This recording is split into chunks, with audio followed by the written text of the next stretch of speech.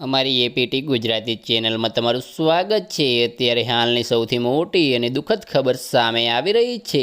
મનોજ ભારતી રાજાનું 48 વર્ષની નાની વયે અવસાન થયું છે।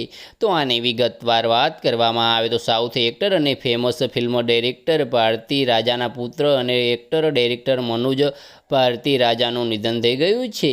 તો આની વિગતવાર વાત કરવામાં આવે તો તેઓ માત્ર 48 વર્ષની વયે મૃત્યુ પામ્યા છે। તો તમને જણાવી દઈએ મિત્રો કે ગઈકાલે સાંજે ચેન્નઈમાં તેમનું હાર્ટ એટેકથી અવસાન થયું હતું। તો આની વિગતવાર વાત કરવામાં આવે તો થોડા દિવસ પહેલાં જ તેમનું હાર્ટનું ઓપરેશન થયું હતું। તો તમને જણાવી દઈએ મિત્રો કે હાલ તમિલનાડુના સીએમ સહિત ઘણી હસ્તીઓએ મનોજ ભારતી રાજાના મોત પર શોક વ્યક્ત કર્યો છે। બસ આજ માટે આટલું જ, અને અમારી યુટ્યુબ ચેનલ પર નવા હોય તો લાઇક, શેર અને સબસ્ક્રાઈબ કરી દેજો। ધન્યવાદ।